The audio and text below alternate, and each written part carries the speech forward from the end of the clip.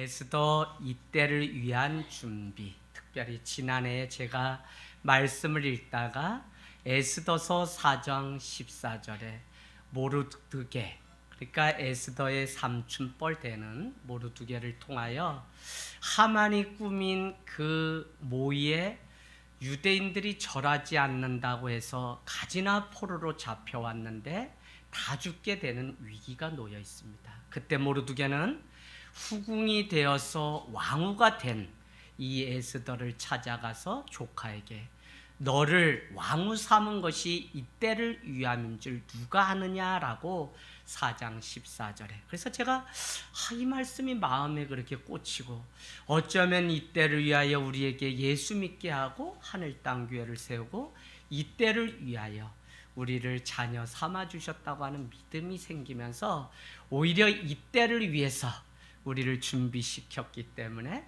우리가 에스더와 같이 쓰임 가운데 있기를 원하는 간절한 소원이 있었습니다.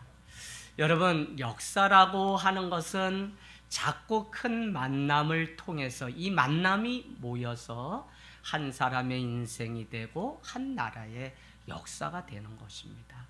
그래서 작은 점들이 모여서 이 선이 이어지고 그 선이 우리는 하나님을 향해서 지금 가고 있다고 믿는 것입니다.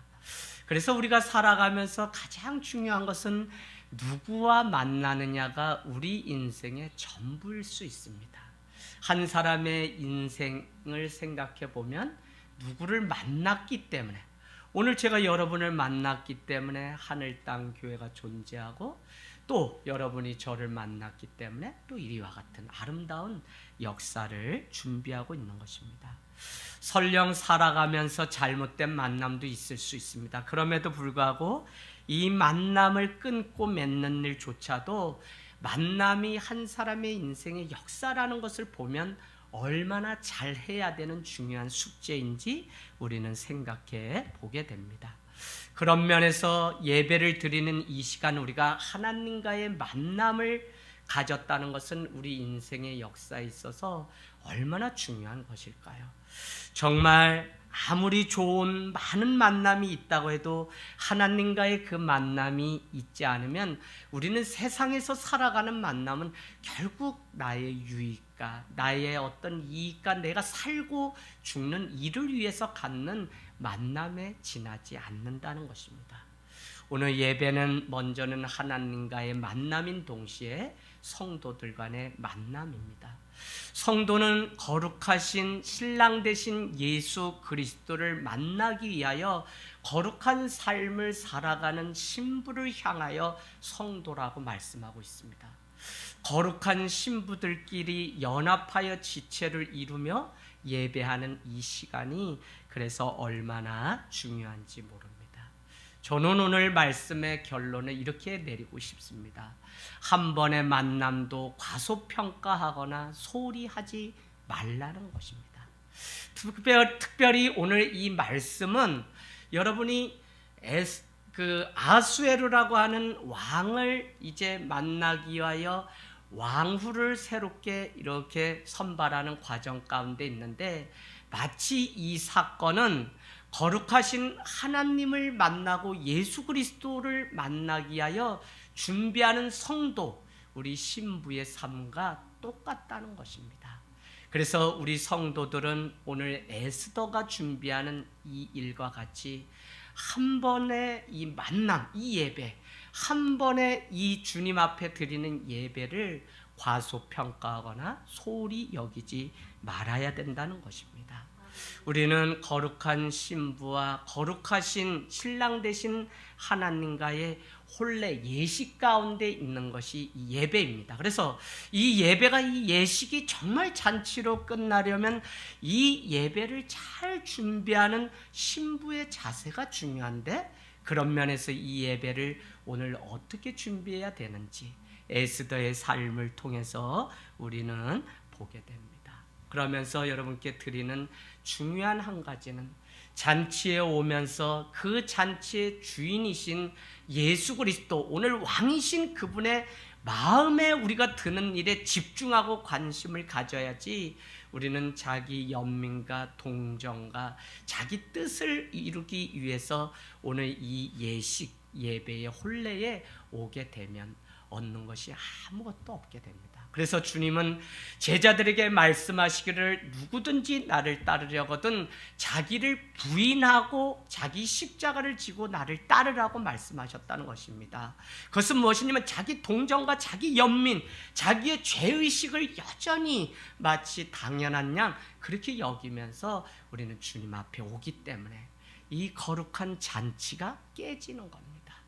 제가 일부 예배 때 말씀드렸지만 오산에 오니까 외곽이 있어요. 그래서 외곽에도 신호등이 다 있습니다. 그러면 바쁘게 갈 때마다 제 마음에 드는 생각이 뭐냐면, 왜 쓸데없이 이렇게 만들어놔가지고 몇 분을 기다리게 했나, 내가 이거 불법 유턴하는 거 이거 내 잘못 아니야 이러면서 자기 합리와 자기 연민, 자기 동정에 빠지려고 하는 제 자신이 저에게도 있다는 거예요. 그래서 이것을 끊어버리는 거룩한 신부 되어야만 신랑이신 주님 앞에 온전한 예배를 우리는 드릴 수 있다는 것입니다.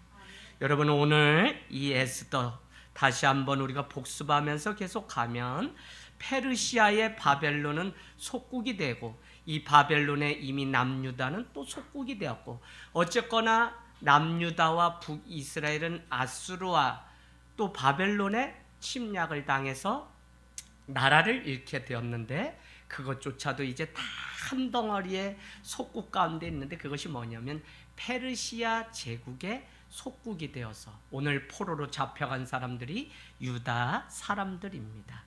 여러분, 이 유대인들을 우리가 생각해 보면 이들은 원하지 않는 만남이 그들의 인생을 지금 이끌고 가고 있기 때문에, 그러면 후회하고 그러면 원망해야 되냐? 그렇지 않다는 것입니다. 왜냐하면 그 잘못된 만남조차도 믿음의 눈으로 우리가 보면 하나님이 그 만남조차도 주인돼서 이끌어 가시고 지금 움직여 가시는 것을 우리가 믿음의 눈으로 볼 수 있으면, 그 만남을 통해서 우리는 내 인생의 물꼬를 달리, 저는 오늘 우리 권사님이 만남을, 이거 쉽지 않아요. 교회를 등록하고 새로운 곳에, 그죠? 그런데도 그 안에 용기와 믿음을 가지고 새로운 만남을 준비하시고 이렇게 한복을 입고 오셨어요. 근데 하나님이 반드시 이 만남을 이끌어 가실 거라고 하는 마음이 있어요. 왜요?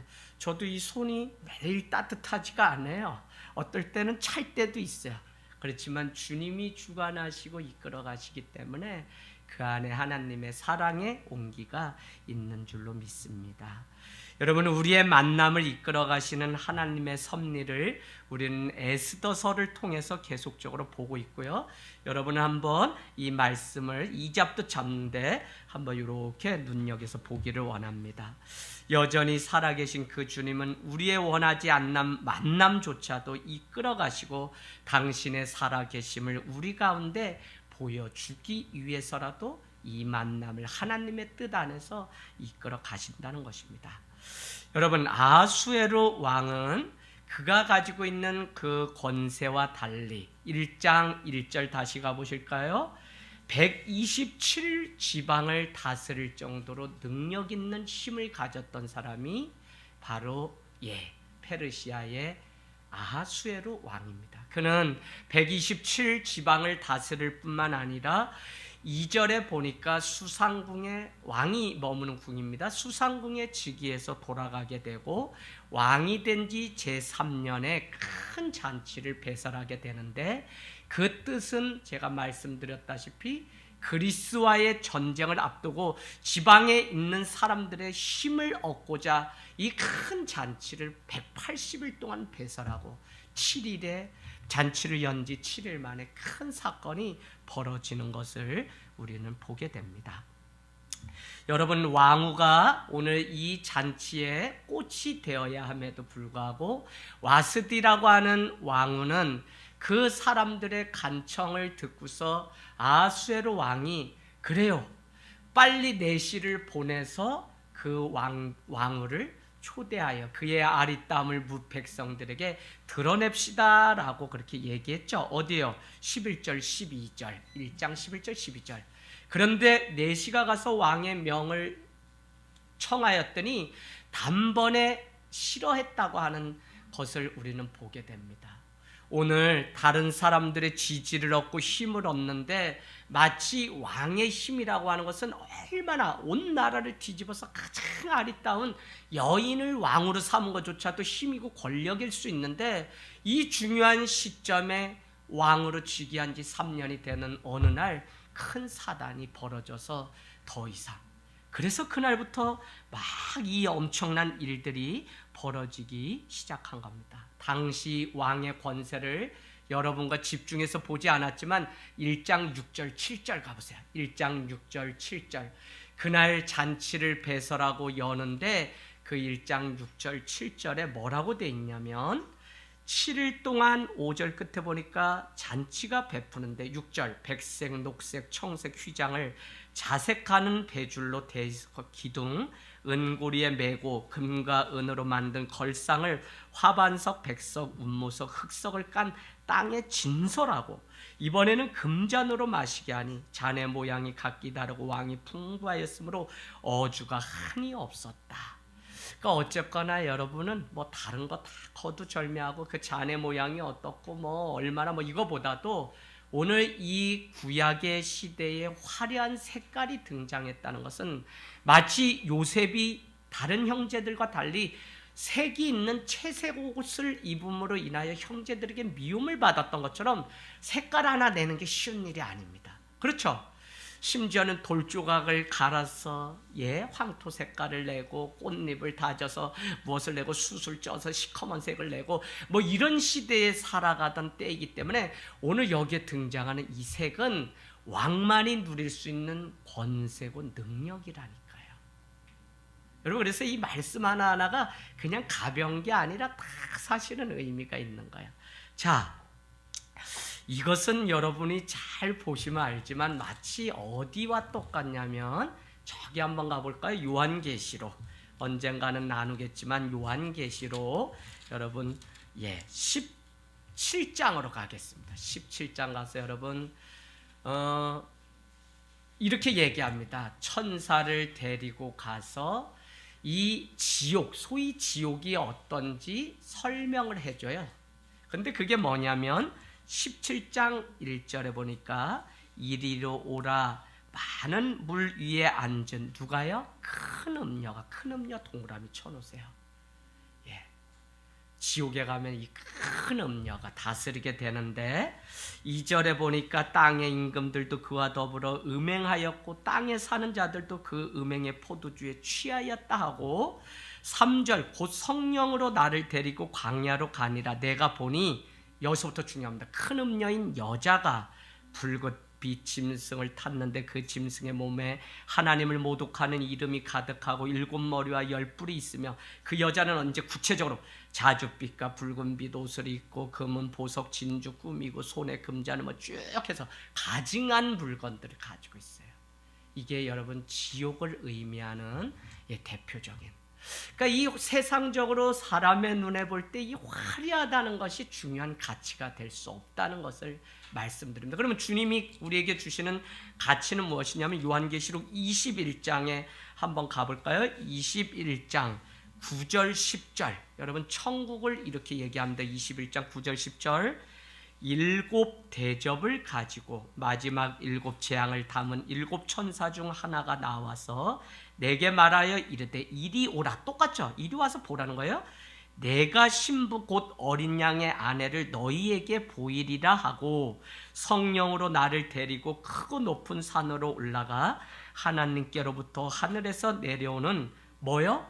거룩한 성 예루살렘을 보여주셨다는 거예요. 그래서 지옥의 그 가치라는 것은 큰 음력, 크다 작다의 가치, 화려하다 아니다가 이 지옥의 가치라면 천국의 이 가치는 뭐냐면 거룩한 외에는 없어요. 거룩한 성 예루살렘이에요. 그래서 거룩한 자만이 구원을 얻고 거룩한 자만이 그 천국에 들어갈 수 있다고 우리에게 가르쳐주고 있는데, 어쨌거나 아하수에로 왕의 권세와 능력은 이 6절 7절을 통해서 얼마나 막강했는지 우리에게 보여주고 있다는 것입니다.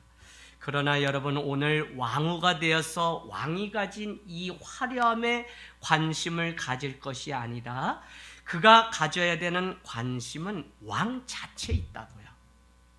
오늘 우리가 예배를 드려요? 그냥 교회에 뭐가 막 여러 가지 있는 이게 중요한 게 아니라 예수 그리스도 그분을 만나는 그것에 관심이 있어야 돼. 오늘 왕으로 선발되는 그것은 그가 가지고 있는 이 화려함을 누릴 수 있어서 내가 왕후가 되는데 마음을 빼앗긴다면 더 이상 만날 수도 없고 될 수도 없다고요. 그럼에도 불구하고 어떻게든지 아하수에로 그 왕, 우리가 오늘 상정에서 빗대어서 말하는 예수 그리스도 그 신랑을 만나기 위해서 그 마음을 사는데 우리의 마음과 생각이 집중돼야지만 이 혼례 예식 예배는 하나님의 천국을 맛보는 잔치가 될 수 있고, 오늘 와스디를 대신해서 에스더가 왕후가 될 때 그의 관심은 궁에서 누릴 수 있는 이 화려함, 이것이 아니라 바로 왕의 마음을 얻는 일에 집중해야 된다고요.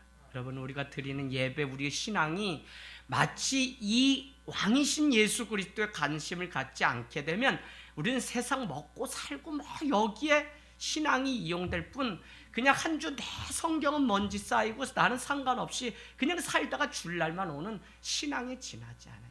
오죽하면 성경은 14만 4천 명만 구원받는다고 그렇게 말씀하셨냐. 그 숫자는 우리가 생각해도 너무 적잖아요. 그만큼 저는 천국 백성이 되는 일이 어렵기 때문에 그와 같이, 그러니까 얼마나 우리가 왕이신 예수 그리스도로 무장해서 살아가야 되는지 우리에게 다시 한번 말씀을 가르쳐주고 있습니다. 그래서 우리는 주변에 그 화려한 것에 우리의 관심과 시선을 빼앗기면 정작 왕의 마음을 얻는 일에는 실패할 수 있어요. 그래서 이 와스디를, 제가 이 에스더를 계속적으로 예배학적인 관점에서 좀 보려고 하는 이유가 있습니다. 여러분, 어쨌거나 지난주 두 번째 시간에 7명의 그 지방 장관들, 어디에 나오죠? 14절에 가보세요. 14절에 지방 장관들 중에 사람들이 여러 사람의 이름이 있는데 그 중에 대표격은 누구냐면 7절 14절 끝에 나오는 무모한 사람, 무무간이라는 사람으로 여러분 기억해 놓으세요. 무무간 표시해 놓으세요. 무무간입니다. 근데 이 무무간을 중심으로 아하수에로 왕에게 간청하기를 뭐라고 얘기하냐면, 왕이시여, 이 사실 왕후인 와스디가 남편에게 왕에게 이렇게 했다는 것이 지방까지 소문이 나면 많은 남편들은 푸대접을 받습니다. 이 소문이 나가기 전에 빨리 조서를 내리시는데, 조서의 내용이 뭐냐? 17절에 멸시를 당한다는 거죠. 18절에 많은 남자가 그렇게 당하면 끝에 멸시와 분노가 전국에서 일어날 거라는 거죠. 그렇기 때문에 19절, 왕이 만일 좋게 여기실진데 와스디가 다시는 왕 앞에 나타나지 못하게 하고 조서를 내려서 이 기록이 변개, 다시는 번복할 수 없도록 하고, 무슨 내용이에요? 와스디는 다시 왕 앞에 나오지 못하도록 조서를 내려서 다시는 이걸 바꾸지 말라는 거예요. 그리고는 지금 이 와스디보다 더 나은 왕후를 찾는다고 하는 조서를 전국에 붙이십시오라고 하는 것을 무무간을 중심으로 7 지방 장관들이, 귀족들이 간청을 했다는 것입니다. 그래서 21절 지난주에 우리가 보았다시피 왕과 지방관들이 이 무무간의 말을 다 옳게 여겨서 왕이 무무간이 말했던 대로 그대로 행했다는 것입니다. 그러고는 22절에 각 붙들려온 나라가 있겠죠. 그래서 그들의 문자와 언어로 이 조서를 내려서 이제 왕후를 모집합니다 라고 하는 이 사실을, 조서를 내리려고 계획을 하고 있다는 거예요. 여러분, 어쨌거나 오늘 이 사건을 통해서 우리는 2장 1절로 이제 넘어가려고 하는데, 그 후에라고 하는 단어가 등장합니다. 거기에 여러분 표시해 놓으세요. 그 후에. 그러면 목사님, 그 후에가 언제입니까? 오늘 이 잔치가 이렇게 물거품이 되고 바로 그 후에를 의미합니까? 라고 질문하셔야 돼요. 그래서 제가 그 후라는 게 중요한 단어인데, 그 후는 언제를 의미하냐면 그 와스디 왕후가 왕의 명령을 거절하고 폐위가 됐죠. 근데 그게 언제 일어났다고요? 1장 3절에 가면 보니까 수상궁에 아수르 왕이 즉위한 지 3년 차의 잔치를 벌이다가 이 일이 일어났어요. 그러니까 그러면 3년 차에 새로운 왕후를 뽑기 위해서 그 후라고 한 것이냐라고 우리는 생각할 수 있는데, 2장 16절로 여러분 가서 동그라미 쳐보세요. 2장 16절에 뭐라고 얘기하냐면, 2장 16절에 이런 단서가 있습니다. 아수에로 왕의 제7년 10월 곧 데벳월에 에스더가 왕궁에 인도되어 들어가서 왕 앞에 나가니. 그러니까 뭐예요? 7년이라고 이야기해요. 그러면 한 3년에 이 일이 벌어져서 바로 왕후를 뽑은 줄 알았더니 그 후라는 건 언제냐면 7년 차에. 그러니까 벌써 이 일이 일어난 후 4년이 지난 후에 이제 무무관이 간청했던 조서대로 이 왕후를 선발하는 과정에 들어가요. 역사학자들은 말을 합니다. 그러면 그 4년 동안에 어떤 일이 있었냐? 바로 이제 이 페르시아는 다 남유다 북이스라엘 다 점령하고 이제 그리스와의 대전을 앞두고 그들의 힘을 얻고자 지방 귀족과 장관들을 불러서 오늘 이 큰 잔치를 열고, 그 마지막 하이라이트가 왕후의 아리따움을 보내는 건데, 그것을 거절해서 이 문제가 생겼다고 제가 말씀을 드렸잖아요. 그런데 오늘 이 일이 4년이 지난 후라는 건 4년 동안에 그리스와의 전쟁을 치르게 되고 아수에르는 대패를 하게 됩니다. 완전히 패전을 하게 되고, 금구와 1장 6절 7절에 나오는 이 화려함은 다 빼앗기고 없은 채 이제 힘이 없어진 상태에서 왕후를 오늘 이렇게 선발하는 과정 가운데 놓여 있다는 것입니다. 여러분, 2장 1절 아수에르 왕이 와스디가 항명한 왕후의 그 사건을 얼마나 분노했는지 우리는 벌써 어디죠? 1장 12절에 왕명을 따르기를 싫어하니 아수에르 왕이 진노하여 마음속에 불 붙는 듯 하였다는 것입니다. 내가 감히 왕인데 왕후가 왕의 명령을 어겨 해서 분노가, 그 화병이 그 안에 가득했던 것을 우리는 알 수 있습니다. 그런데 2장 1절에는 그 노가 이제 그치고 와스디와 그가 행했던 일, 와스디에 관련돼서 행했던 일, 그에 대해서 내린 조서를 생각하는 시간을 4년이 지나서 묵묵히 하고 있습니다. 더구나 그리스와의 전쟁 가운데서 분노가 가득 차서 나갔으니 그 전쟁에서 이길 리가 만무하고, 패배하고 돌아왔으니 아수에르 왕 가운데는 얼마나 많은 후회가 남아 있을까요? 근데 여러분, 감정으로 시작한 이 일은 브레이크 없는 페달처럼 가속 페달을 밟아서 더 이상 멈춰지지가 않아요. 오늘 2장 2절에 가면 왕의 신하들, 측근들이 왕에게 찾아와서 이렇게 얘기합니다. 왕이시여, 왕을 위하여 빨리 왕후를 모집해서 이 일을 빨리 매듭짓는 것이 좋습니다. 1절에 그는 힘이 깊은 생각에 빠져서 자기의 지나온 삶을 후회하고 지금 뒤돌아보고 있는데, 그런데 측근의 사람들은 감정적인 이 아수에르 왕을 또 감정적으로 이끄니까 이제는 이걸 거역할 수 없는 상황들이. 여러분, 한 사람이 부부가 살아보면 감정으로 싸우고 화를 분을 품게 되면, 한 사람이 또 하게 되면 싸움은 또 싸움을 낳고 싸움을 낳아서 더 이상 이 부부는 부부가 되지 못해요. 그래서 누군가는 싸우면 한 사람은 이 분노를 불발탄으로 여길 수 있어야 돼요.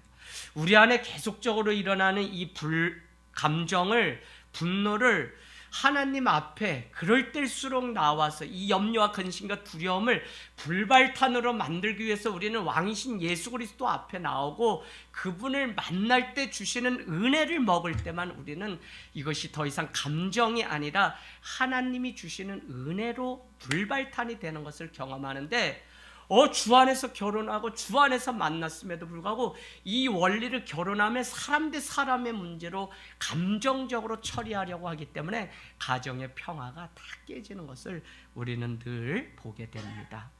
오늘 여러분 아무리 후회해도 소용이 없습니다. 왕의 칙령은 변개할 수 없고 1장 19절 이미 조서가 전국에 내려졌기 때문에 그대로 시행되어야 됩니다. 이미 엎질러진 물은 후회한다고 해서 담을 수가 없게 돼요. 그래서 오늘 왕의 생각, 근심, 감정은 중요하지 않고 왕의 측근들은 계속적으로 떠밀게 되고 그 방법은 2장 3절에 보니까 전국 각 지방의 관리에게 명하여서 아리따운 처녀를 다 도성 수산궁으로 모아서 후궁으로 들여 궁녀를 주관하는 내시 해계의 손에 맡겨 그 몸을 정결하게 하는 물품을 주게 하라는 것입니다.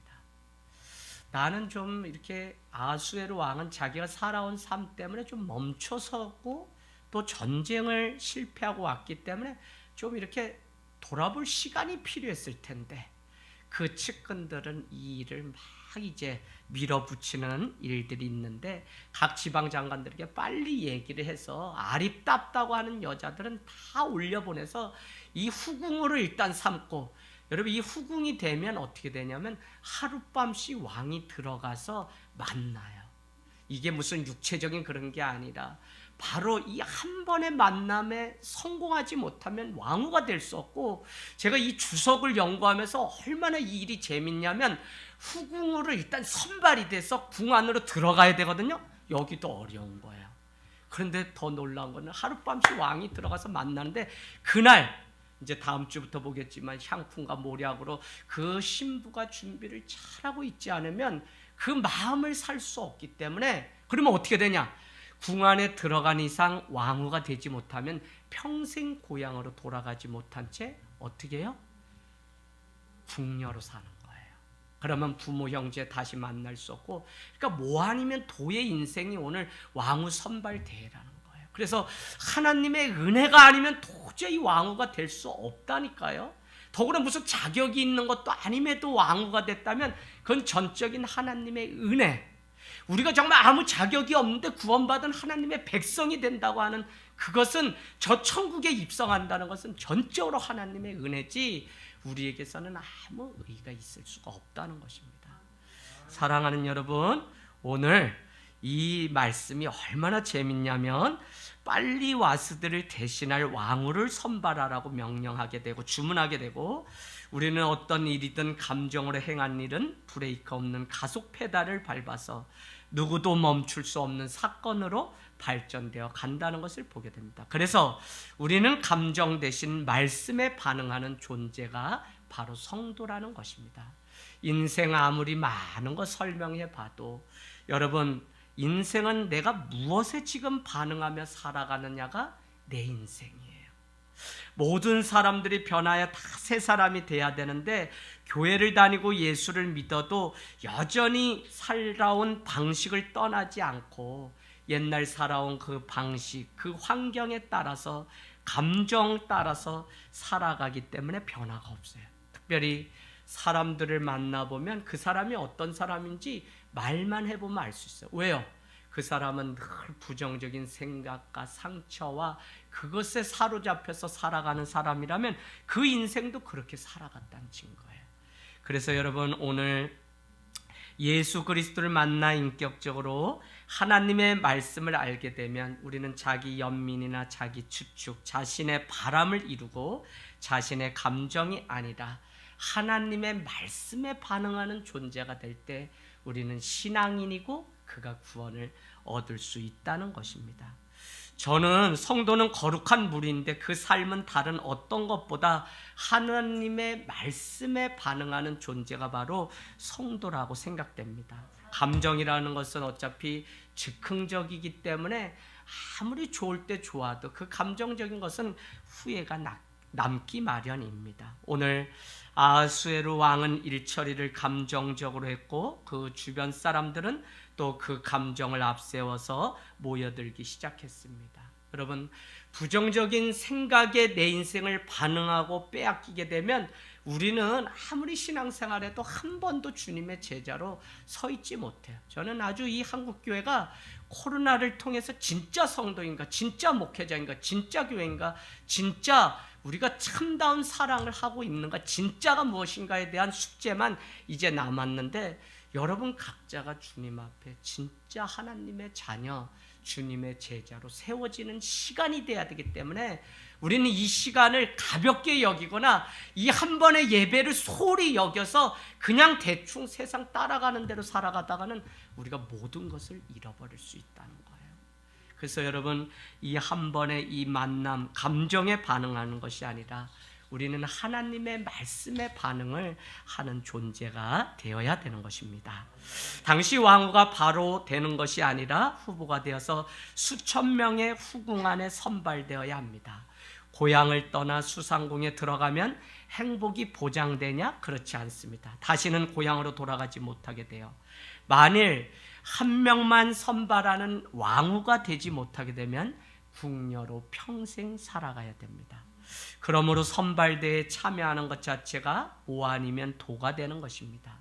마치 도박 같은 것이죠. 그래서 그냥 저라면 평범하게 살고 풀떼죽을 먹어도 부모 형제와 함께 그냥 살아가는 방법을 택할 텐데, 그렇지 않게 그 만남을 주도해 가시고 이끌어 가시는 하나님을 보게 됩니다. 왕후가 되지 못하면 집으로 돌아가는 것이 아니라 궁녀로 죽을 때까지 살아가야 되기 때문에 하나님의 은혜가 전적으로 필요하고, 하나님이 도우시지 않으면 결코 될 수 없는 것이 오늘 와스디를 대신할 왕후라는 것입니다. 여러분, 우리는 지난번에 이미 다윗 공동체를 배우다 수요 예배를 통해서 우리가 78번인가 우리 사무엘 상하를 다 나눈 예배가 작년까지 있었습니다. 그 중에 우리는 다윗의 인생을 저기 변방에서 양떼나 치는 말제, 그 히브리어로 하카톤이라는 단어는 있으나 마나한 존재, 형제가 많으니 그 막내가 있으나 마나, 그는 그냥 양떼를 돌보던 자인데 목동의 자리에서 왕의 자리로 그의 신분이 바뀐 것을 우리는 알게 돼요. 오늘 와스디는 왕후의 자리에서 다시는 왕을 만날 수 없는 자리로, 이름 없는 자리로 추락하게 된다면, 저 유대의 시골 처녀였던 이 처녀 에스더가 왕후가 돼서 왕후의 자리, 더욱이 왕이 힘을 다 잃기 때문에 이제 왕과 같은 통치권을 가진 그 힘, 그래서 그를 통해서 자기의 민족 유다인들을 다 살릴 수 있는 힘을 가진 이 에스더 왕후가 되는 이 자리는 전적인 하나님의 은혜, 하나님이 개입해 주지 않으면 안 되는 거라고요. 저는 여러분, 이 일이 더구나 사람이 하는 일이잖아요. 그게 무슨 얘기냐? 이 일을 관장하는 일을 누가 하죠? 3절에 보니까, 2장 3절에 넷이 헤게의 손에 맡겨서 그 몸을 정결하는 물품을 나눠주는데, 이제 다음 주에 보겠지만 1년 동안 준비해. 1년 동안. 이게 그냥 되는 게 아니에요. 1년 동안.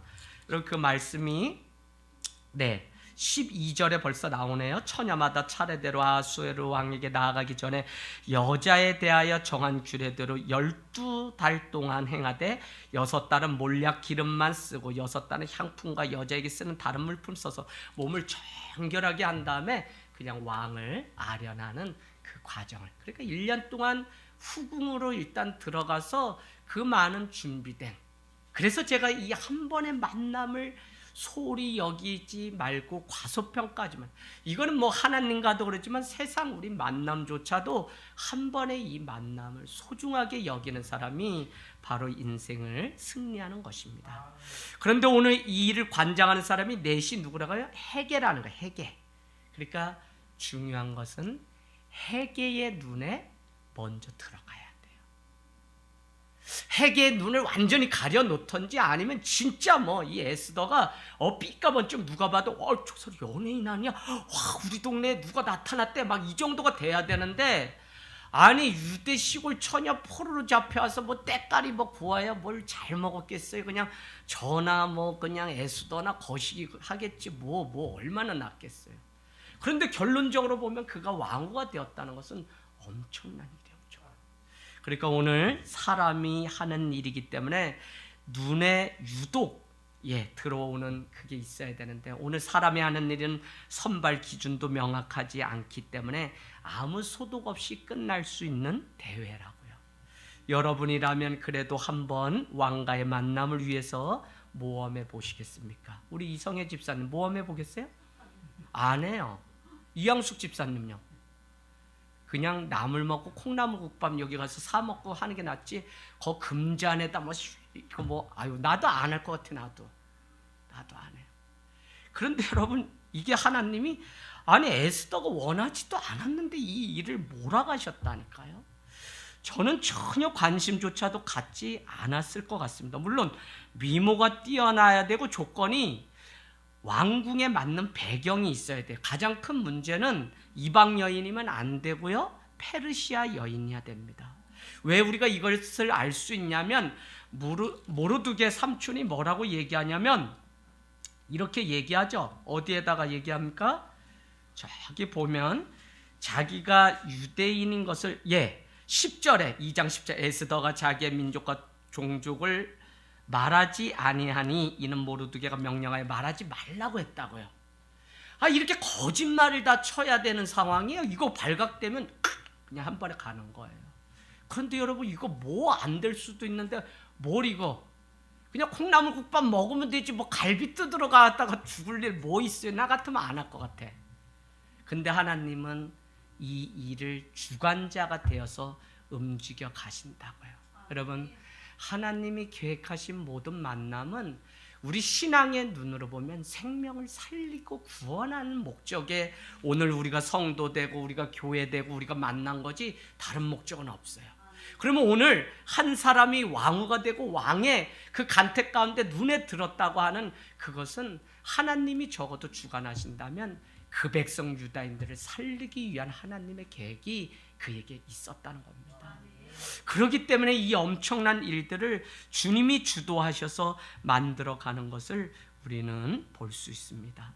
저는 가만히 생각해 봐요. 아버지가 그래도 궁에서 사는 뭐래도 되면 조금 이렇게 힘이라도 써줄 수 있다면 또 될 수 있습니다. 그래서 역사학자들의 얘기는 참 중요한데, 역사학자가 남긴 얘기 중에 무무간이라는 일곱 지방 장관 중에 우두머리가 되는 이 사람이 막 1절에 보니까 설레발을 치면서 막 이 일이 꾸며져 가는데, 그가 그럴 수 있었던 것은 자기에게 아리따운 딸이 있음으로 인해서 그가 왕후가 될 기회를 얻고, 그렇게 되면 자기의 가문은 이 은혜를 입을 수 있는 기회가 있기 때문에 이와 같이 했다고 역사학자들은 말을 하는 정도입니다.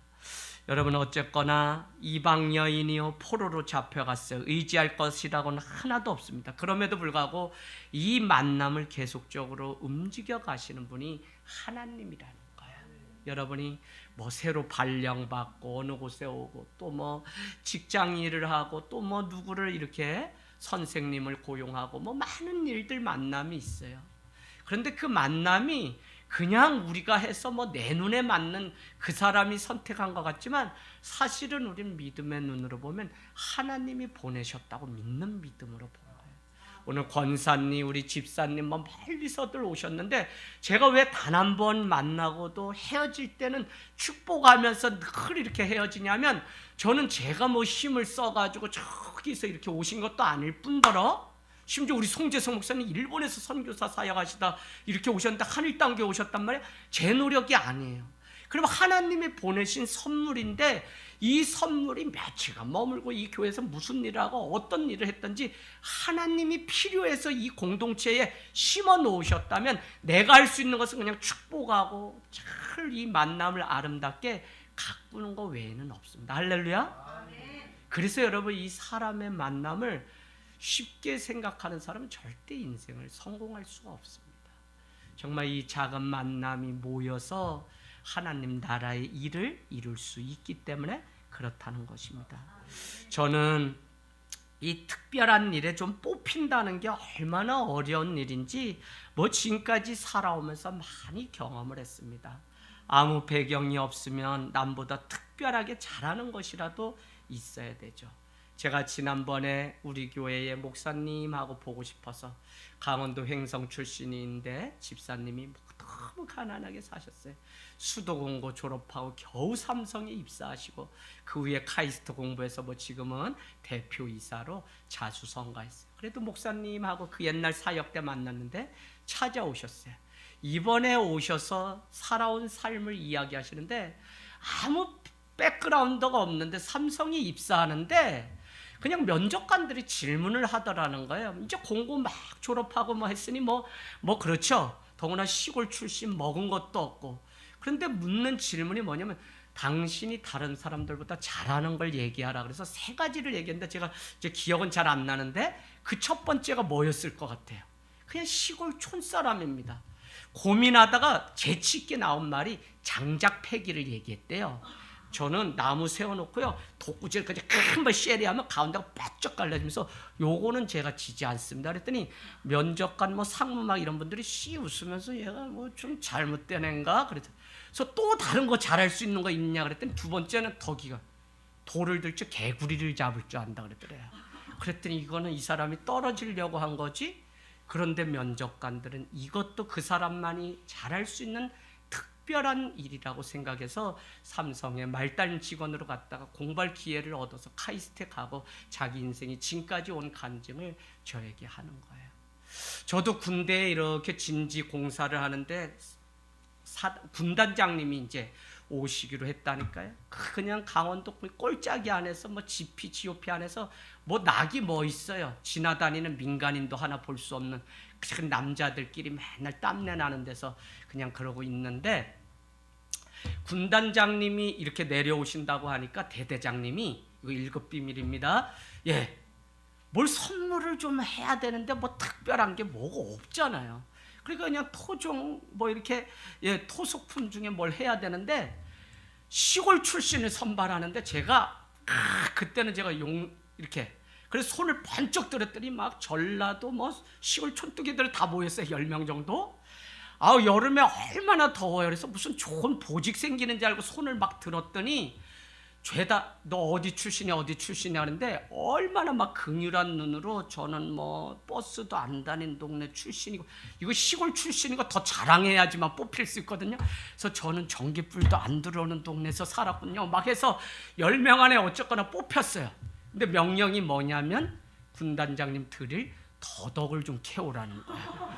더덕은 여러분 산삼과 같이 요거는 멀리서도 이렇게 딱 눈 감고도 냄새가 나는데 요 냄새를 잘 맡아야 되는데 그건 제가 일가견이 있어요. 왜냐면 학교 갔다 오다 보면 뭐 배가 고프면 뭐라도 캐먹는데 아무 데나 가서 있는 게 아니라 시골이라도 요 냄새를 맡아야 되는데 요게 또 아주 근데 그 10명을 하루 종일 가서 캐오라고 하는데 어머 이렇게 땀을 흘리면서 다른 병사들은 하는데 니네 아무 소득 없이 탱자 땡 까고 놀다가 들어오면 연병장 뺑뺑이 돌 줄 알라 그랬는데 겁이 펄컥 나요. 그때부터 그냥 냄새를 막 발휘해가지고 요 더덕 찾기를 하는데 저녁에 이제 다 병사들도 진지구추 공사하다가 복귀 때 저희도 왔는데 캐온 더덕 내놓으라는데 제게 팔뚝만한 거를 그 지뢰밭 직전까지 가가지고 캐왔으니 저도 엄청난 사람이죠. 그날 대대장님의 눈에 이재학은 확 들어가서 후한 점수를 받았어요.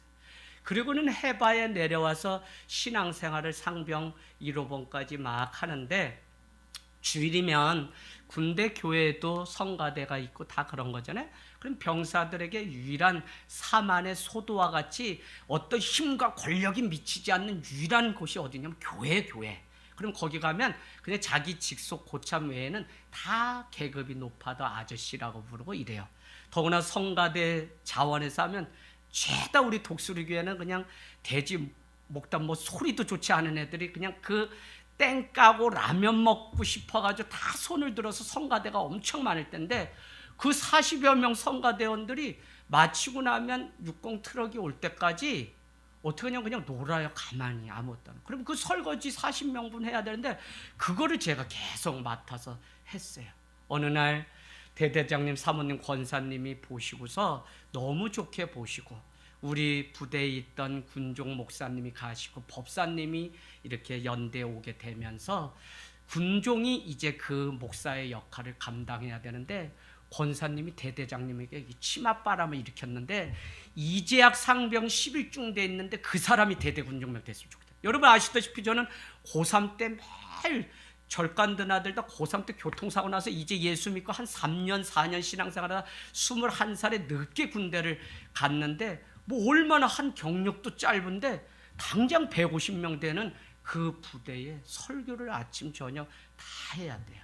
그렇게 한 5개월 하다 보니까 상병 한 6호봉 됐는데 연대 군종병으로 또 착출돼서 500명 앞에 하는데 연대장님이 안수 집사님이라 새벽에도 나오시고 하니까 제가 그냥 그래도 늘 그냥 신학도 공부하지 않았는데 전도사님 해서 군대에서부터 25년을 목회를 하게 된 거예요.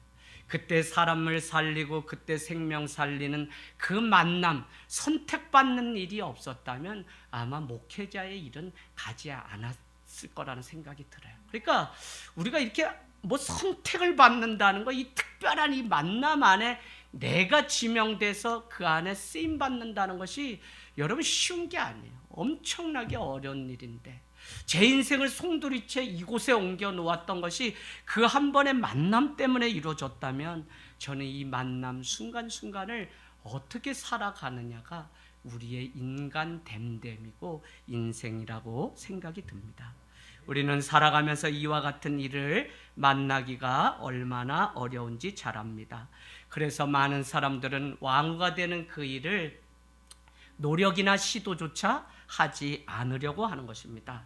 더욱이 4절 말씀 보세요. 4절에 보니까 왕의 눈에 보기에도 아리따운 처녀야 됩니다.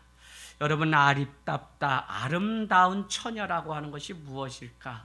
저는 첫 번째는 보이는 얼굴이 아름다워야 되겠죠. 그러나 더 중요한 것은 마음이 보이지 않는 부분이 아름다워야 돼요. 얼굴만큼이나 마음도 고와야 합니다. 그러나 물론 역사학자들은 그 당시에 아름다운 여인 4명을 뽑는데 에스더가 뽑혀 있더라고요. 읽어보니까. 그러니까 이쁘기도 엄청 이뻤던 것 같습니다. 역사학자들에 의하면 당시 페르시아에 이 왕에게 후궁이 있었는데 후궁이 몇 명이 그 안에 궁 안에 있었냐면 360명이 있었다는 거예요. 그러니까 그 후궁 안에도 일단 들어가야 되고 거기서 한 명 되는 거는 어디 보자 우리 교회에 거기에 뽑힐 사람들이 있나. 아유 다 그만두세요 여러분. 하지 마세요. 밉다는 게 아니라 여기에 목숨 걸 일이 아니죠. 근데 어쨌거나 하나님이 움직여 가시면 하는 거죠. 그래서 여러분 정말 왕후가 되는 것은 어렵다는 것입니다. 그래서 우리는 내가 가진 배경이나 환경에 반응하면 아무것도 시도할 수 없게 됩니다. 오늘 거룩한 신부되어 신랑이신 예수 그리스도 앞에 나아갈 수 없게 됩니다. 5절, 6절은 이 사건의 물꼬를 완전히 전화위복시키기 위해서 새로운 사람이 등장하는가 하면 뻘쭘하게 그 조서 그래서 꾸며서 지방관리들에게 일을 하자고 하더니 갑자기 모르두게라고 하는 사람을 출연시킵니다. 5절 6절 가보세요.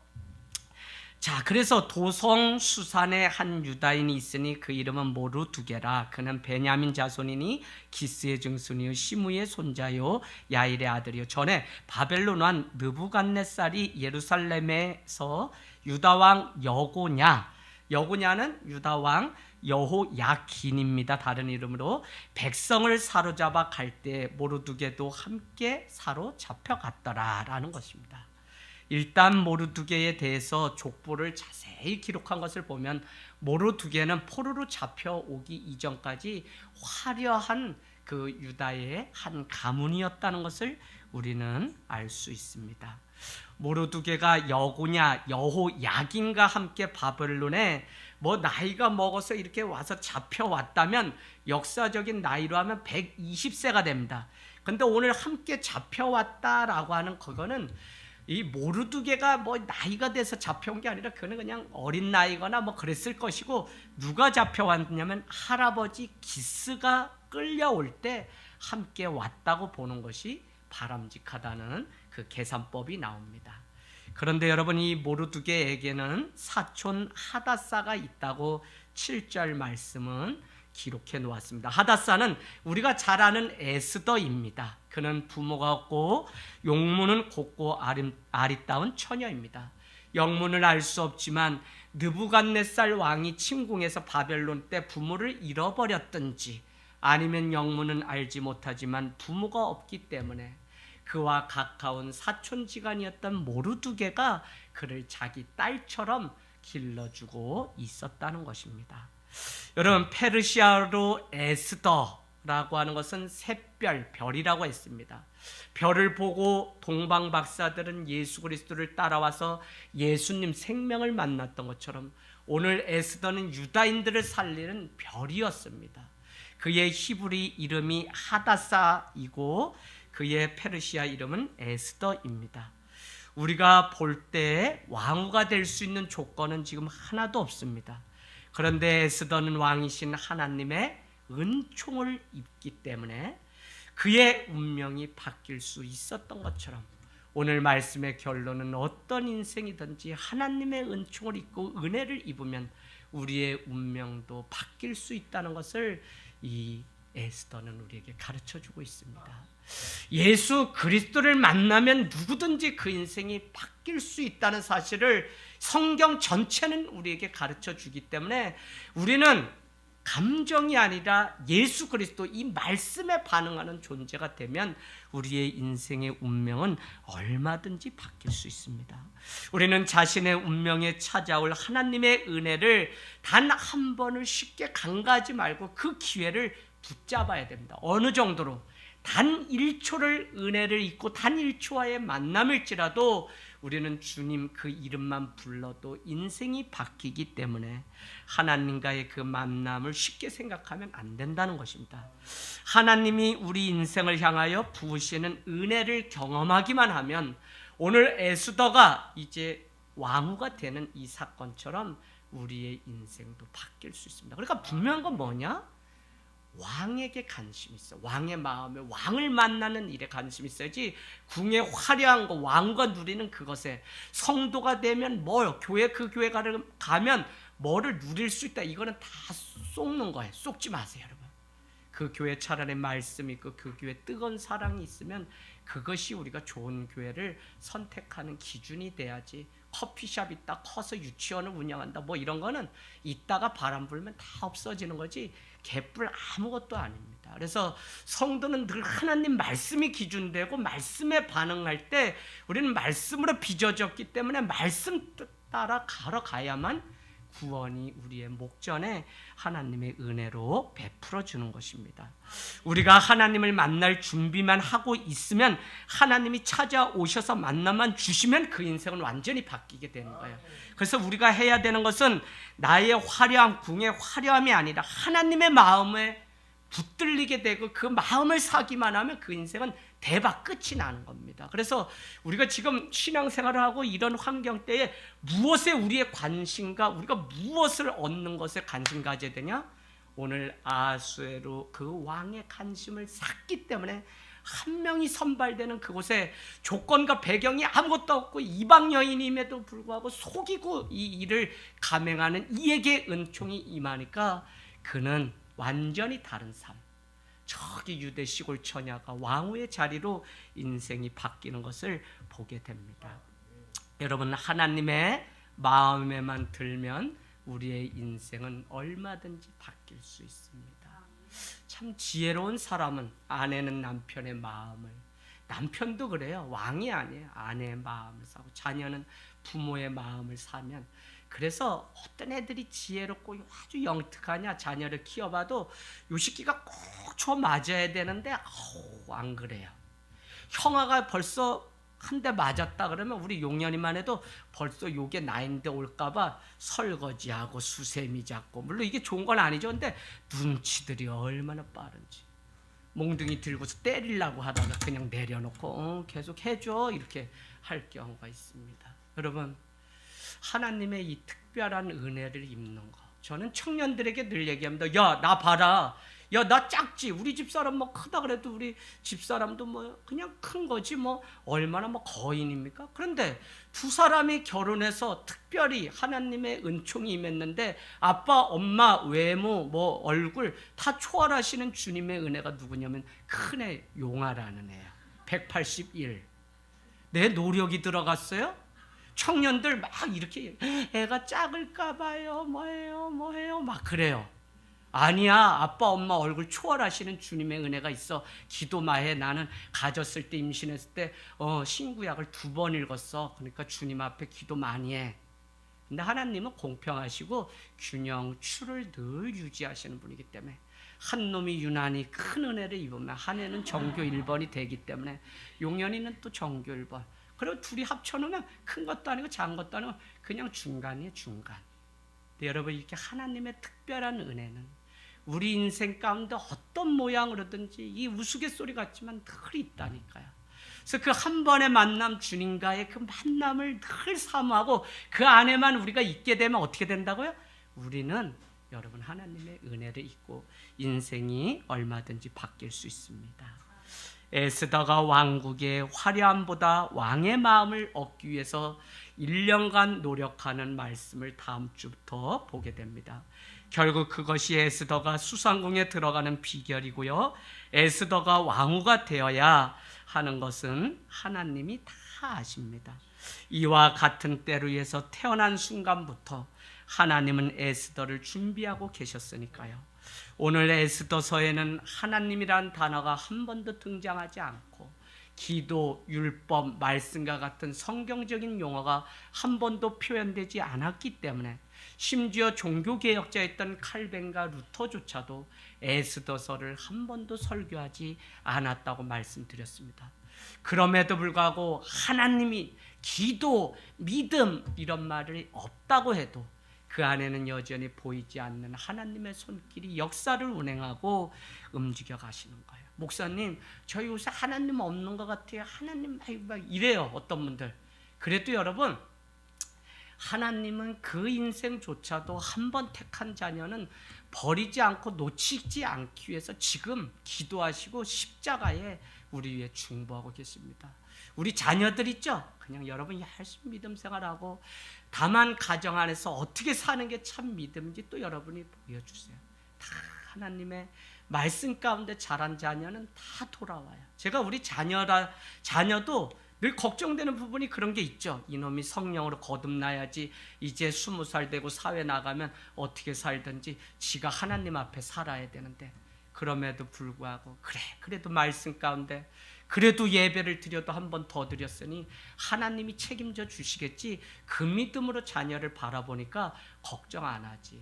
제가 뭐 여러분에게 신경 쓰고 뭐 하는 것보다 어떨 때는 자녀들에게 더 못해요. 저녁 기도 여러분 가정의 애들 위해서까지 다 기도하고 갈 때 보면 우리 집 자녀 애들은 정작 기도 못하는 게 목사입니다. 그래서 성도는 목사를 위해서 가정을 위해서 기도해야 되는 이유가 그렇게 균형추를 또 이루면서 사는 것이죠. 여러분, 이 일을 위해서 하나님은 와스들을 일찍이 떨어뜨리고 모르드게는 왕궁의 서기가 되게 하셔서 이 일을 준비시키셨고 이제는 에스더가 왕후가 되어서 그리스와의 전쟁 패배로 모든 힘을 잃은 아하수에를 대신하여 한 나라의 왕과 같은 통치와 권력을 그에게 주었다는 것입니다. 여러분은 늘 선택받는 것이 우리가 어떤 가능성 때문에 선택받았다라고 생각할 수 있어요. 거기를 떠나셔야 됩니다. 가능성 때문에 선택받은 게 아니라 지금도 하나님은 우리 한 사람을 향하여 뜨거운 사랑이 있기 때문에 우리는 선택받은 거예요. 그래서 내가 가지고 있는 이 조건과 여건에 우리가 반응하면 진다니까요. 하나님의 그 은총, 하나님의 그 사랑 가운데 내가 선택받으면 내 인생은 모든 것이 하나님이 원하시는 삶으로 바뀌어지는 것을. 그래서 여러분 절대 주님 믿고 신세한탄하고 원망하고 이제 그게 아니라 이제 떨쳐버려요. 이 에스더가 아마 우리에게 끝날 때는 여러분도 이와 같이 하나님의 특별한 은총으로 살아가고 있음을 간증하는 시간이 있을 겁니다. 그래서 우리 인생 못났든지 잘났든지 내가 오산에 왔든지 뭐 했든지 나 서울만 가면 제발 저 좀 부르지 마세요. 나 이제 오산에 좋아서 오산 간 건데 왜 자꾸 서울까지. 서울에 갔다 오면 피곤하고 공기가 안 좋고 이제 오산 공기가 좋아요. 오산의 시작이 뭐예요? 오산 장례식장. 매일 죽어야 되는 곳 오산. 그런 종말론적인 신앙을 가지고 사는, 땅에서도 하늘을 품고 사는 하늘땅교회는 그것도 다 성경적으로 다 이해되고 보이지. 왜 오산 시작에 이게 뭐 동탄에서 오는 첫머리에 장례식장부터 오산이나 이러지 않는다. 제발 나를 서울로 부르지 마세요. 난 이제는 오산에 여기 신벗고 여기가 좋습니다. 그 이유는 하나님이 여기 일찍이 10몇 년 전에 보내실 때 당신이 이루고자 하시는 계획이 있었기 때문에. 그래서 여러분이 이곳에 왔고 누굴 만났고 내가 왜 이런 아픔 겪어야 돼? 그게 아니다. 하나님은 여러분의 인생을 가장 누구보다도 아름답게 빚어가시는 주님의 은혜가 있는 줄로 믿습니다. 아멘.